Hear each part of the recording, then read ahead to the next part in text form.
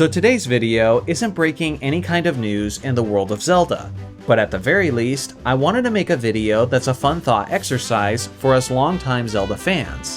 What are the top 5 Zelda games that we need to be released in the next 5 to 10 years?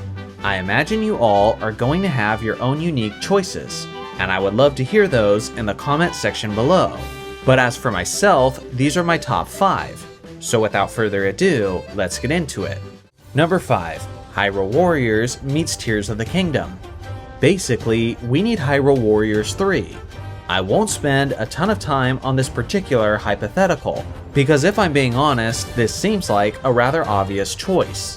The last Hyrule Warriors game was Age of Calamity, and the game did a lot to reshape and develop the lore of Breath of the Wild's story. Since Tears of the Kingdom's story occurs soon after Breath of the Wild, there seemingly isn't much time to tell a full Hyrule Warriors story with the Tears of the Kingdom prequel. Regardless, I think they could somehow find a way to make it work. The thing is, I highly doubt that we'll ever see this game, because I get the impression that Nintendo is just done with this version of Zelda games. The fact that they're positive that Tears of the Kingdom isn't getting DLC makes me think that they're unlikely to do more with this world at all. Fingers crossed that I end up being wrong. Number 4. Zelda 2: The Adventure of Link Remake. When this game originally came out on the NES in 1987, many Zelda fans were not very happy with it. I know this bit of history quite well because my dad was actually one of those extremely disappointed fans. The marketing was unclear about the game, and people expected a Legend of Zelda sequel to have the same kind of top-down perspective throughout the majority of the game.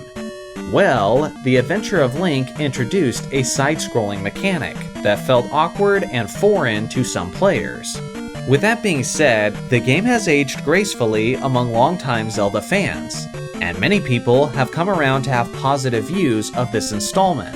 It was challenging, it was atmospheric for its time, and the music was incredibly catchy. Certain elements, like Dark Link, have become a staple of the franchise, and given its influence to the Zelda IP, it may just be time for this game to get a proper remake, in a similar fashion to the remake of Link's Awakening. A remake would allow this game to be celebrated for the innovative project that it was, rather than being dismissed for not being exactly like its predecessor. Number 3. The cancelled Sheik game in the Fallen Hero timeline. Between 2005 and 2008, there was a bunch of concept art made for a potential Zelda game. It is believed that Zelda would have been the main playable character of this game, where she would have been disguised in her Sheik form.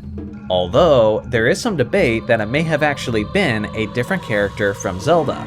The premise of the story is that it would be a post-apocalyptic Hyrule after Link had been defeated at the end of Ocarina of Time. For those of you who don't know, the official Zelda Cannon splits off into 3 different timelines at the end of Ocarina of Time. There's the victorious adult timeline, there's the victorious child timeline, and there's the timeline where Link is defeated, and this is where the game was set to take place. For obvious reasons, this post-apocalyptic Zelda game was projected to be the darkest Zelda game to date, both tonally and atmospherically. The game was originally meant to be developed by Retro Studios, which is the same studio that produced the Metroid Prime games and the most recent Donkey Kong Country games, which were all very well received. For some reason, Nintendo pulled the plug on this project, but I find the premise incredibly intriguing, and it would also satisfy all the Zelda fans who have been desperately begging for a game where Zelda herself is the main playable character. I would love to see this project picked back up in a similar way that Metroid Dread was, after it was originally teased in 2007 before being released in 2021. I'll be doing a video in the near future with a more in-depth explanation on this cancelled project, so stay tuned for that one.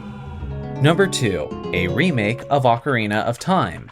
Now I know we got the recent 3D version, and most of us will argue that the original on the N64 is a timeless classic, but usually people who say that are people like myself, who were old enough to play it when it first came out.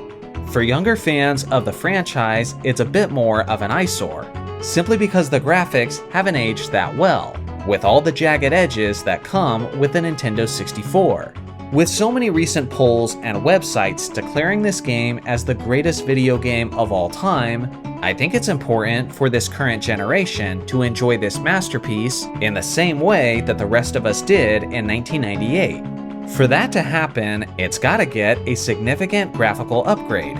But for me, I wouldn't want a simple remaster, but a complete remake. If Nintendo wanted to introduce voice actors, like they had for Breath of the Wild and Tears of the Kingdom, then I think that the game could massively benefit from that. The Hyrule overworld is also incredibly small compared to modern gaming standards, so I think blowing up the map a bit and adding some collectibles and side quests would be a very welcomed addition. Again, because of its importance to the Zelda canon, because of the greatness of its story, and because of the historic impact on the gaming industry, this classic definitely deserves a remake at one point or another. Number 1. A Zelda game where the Breath of the Wild style meets the traditional format. Although I'm a bigger fan of the traditional Zelda format, I still really loved both Breath of the Wild and Tears of the Kingdom. Personally, I think the Zelda Civil War is silly between both sides of the fanbase, because the solution seems pretty simple to me. Reintroduce classic, unbreakable items like the hookshot and boomerang, while keeping the massive open world format with some essential linear elements. When I was a child and I first played A Link to the Past, I thought it was this massive open world video game. Now as I've aged and I've beat the game a few dozen times, I realize just how linear it actually was. With that being said, I always got the impression that Zelda games were always meant to be games that were centered around the exploration of a massive Hyrule world. So from that perspective, I really enjoyed the newer games.